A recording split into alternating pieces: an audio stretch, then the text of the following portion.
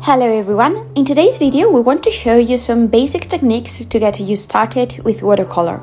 We know it can be a little intimidating to try watercolor for the first time, but we hope these ideas will inspire you to give it a try and discover how much fun it can be. Let's start with the materials you'll need. Watercolors, of course. You can use the ones you like. We will use the ones from our Craftelier brand. You can find this set of 48, but you can also find a set of 24 and some metallic sets like this one. You'll also need some brushes. You can use the classic ones or these ones with water tank, which are perfect to take with you and paint wherever you want. And finally, the paper. It's very important that it's watercolor paper, as it will withstand the amount of water you'll be using better than any other paper. There are different types of paper depending on the pressing, the grammage or the grain. The one you choose will depend on your own preferences and the results you want to achieve. You can also use masking tape to hold the paper in place and prevent it from bending too much. It will also help to define the areas you don't want to paint, for example, by creating a frame around the painting. Let's start with the first technique, wet and dry. Dip the brush in water to activate the watercolor pigment and apply it to the dry paper, trying to create an even layer.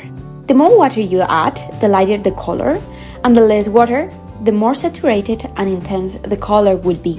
Once painted, let it dry naturally or with a heat gun if you need it to dry quickly. For example, if you want to add more colors on top of this color. Remember that the result of the watercolor can change from wet to dry, especially in techniques where you're using a lot of water. This would be the result of wet and dry once dried. The next technique is wet on wet. In this case, first, wet the paper with a clean brush. You can use a larger brush to make this quicker and prevent it from drying out before you add the watercolor. Now, apply some paint with the brush. As you can see, the watercolor expands in the direction of the water. That's why it's harder to control where the paint goes with this technique. We're going to start by grading. Apply the most saturated color on the top and drag it down with the brush, adding only water to create lighter tones. If necessary, you can add more color on the top.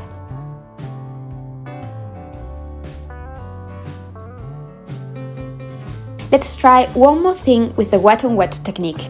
Apply the paint with the tip of the brush and let it spread by itself.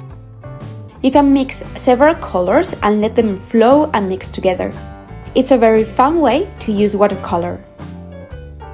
We can't control what it looks like, but it creates some really cool effects.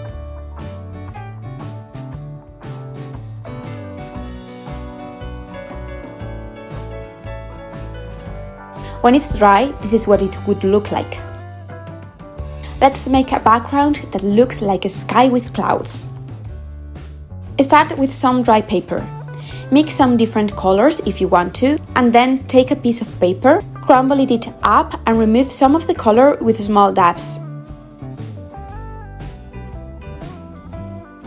This will give our painting the look of a sky with clouds.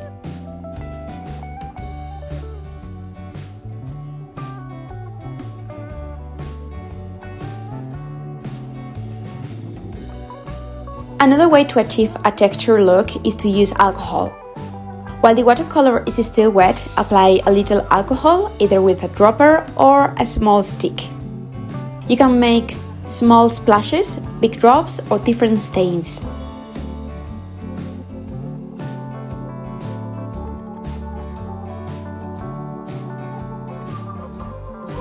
This is the result. For a different finish for backgrounds, you can use a piece of cling film. Make your design, and while the watercolor is still wet, put a crumbled piece of cling film on top and let it dry. When it dries, the paper will take on the marks left by the cling film, and it will look like this. You can also create cool effects by using sea salt. Paint as in the previous examples, sprinkle some sea salt on the top and let it dry. When it's dry, remove the salt and see the cool effect you've created. As you can see, these simple techniques allow you to experiment with watercolors in an easy and fun way. They make great backgrounds for your projects. And it's a great place to start so you can keep experimenting and trying other techniques. Let us know in the comments what other techniques you like to use when painting with watercolors. And see you in the next video.